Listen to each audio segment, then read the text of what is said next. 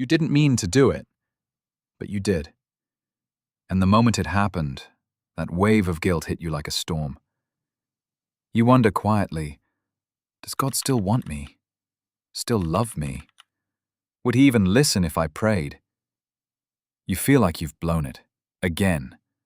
And maybe this time, for good. If that's where you are right now, don't click away. This message is for you. Because no matter what happened, God is not done with you yet. I know that feeling too well. That deep, sinking weight of regret. But hear me, you are not alone. We've all had moments where we said the wrong thing, made the wrong choice, gave in when we should have stood firm. But even in that mess, grace is still reaching for you. Let's go back to one of the most raw, uncomfortable stories in Scripture. John chapter 8. A woman caught in the very act of adultery, not accused, not rumored, caught. She's dragged into the streets, thrown in front of Jesus, humiliated, exposed, and terrified.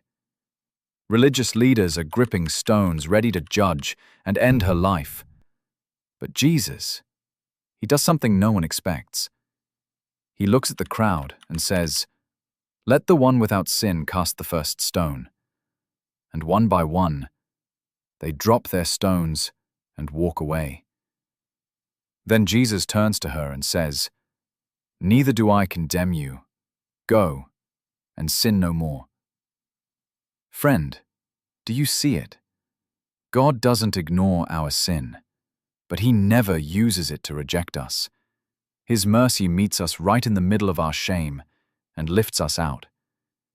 Ephesians 1 verse 7 says, "He is so rich in kindness and grace that he purchased our freedom with the blood of his Son and forgave our sins." You don't have to clean yourself up first.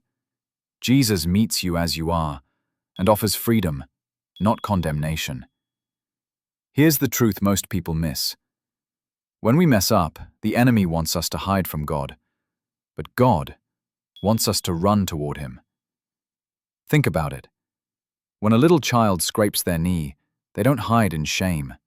They cry, they run into their parents' arms because they know where love is. And that's how your Heavenly Father sees you. You don't have to beg for his love. It was never based on your performance. It was bought at the cross. What he's looking for isn't perfection, it's surrender. A heart that says, "God, I need you." Psalm 51 verse 17 says, "The sacrifice you desire is a broken spirit. You will not reject a broken and repentant heart."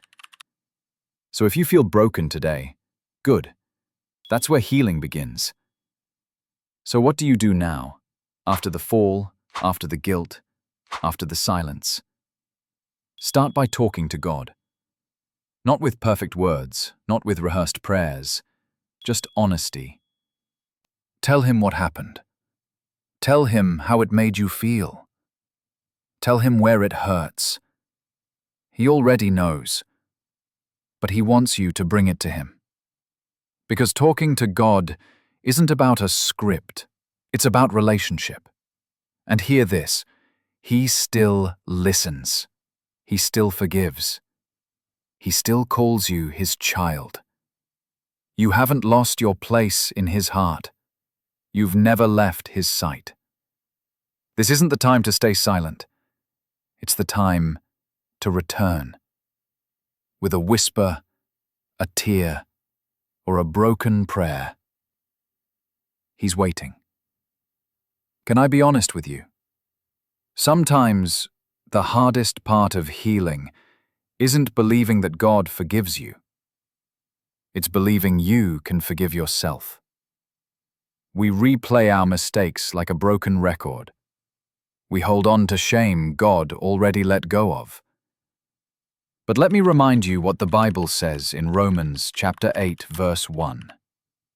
There is now no condemnation for those who are in Christ Jesus. None. Not partial, not conditional, none. So why are we still carrying what Jesus already took to the cross? Yes, you may still feel the weight, but feelings don't change the fact. You are forgiven. And if God, perfect, holy God, doesn't condemn you, then you don't have to keep condemning yourself. Listen to me. Sin doesn't get the final word in your story. Failure isn't the period at the end of your sentence. It might just be the comma that leads to something deeper, something redemptive. Some of the closest walks with God begin after a fall, because when you've hit rock bottom, there's no illusion of self-strength left. Only grace. Only dependence. Only trust. So don't let shame harden your heart. Let it soften you.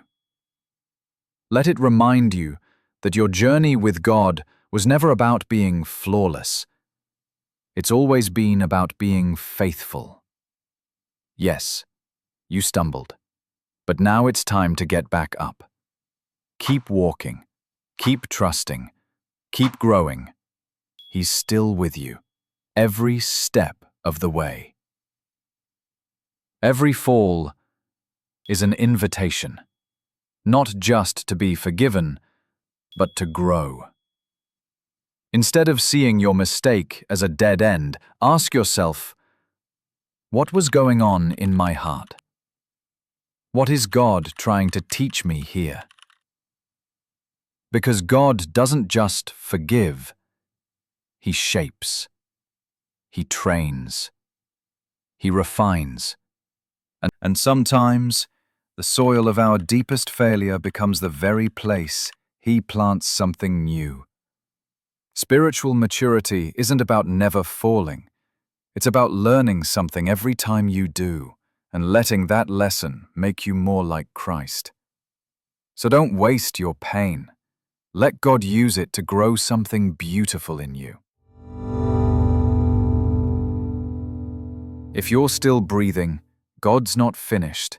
So don't stop walking. Don't stop trusting. Don't stop growing.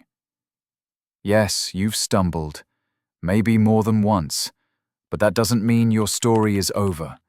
It might just mean you've reached a turning point, a moment where grace goes deeper and your faith gets stronger. God is still working in you, even when you can't see it, even when you don't feel it. So don't give up. Not now. Not when redemption is still unfolding. Let today be the day you choose to keep going. Not because you're perfect, but because He is faithful. If this message spoke to your heart today, don't keep it to yourself. Share it with someone who needs grace right now. And if you're walking through a hard season, leave a comment. I'd love to pray with you. You're not alone. This community is here for you.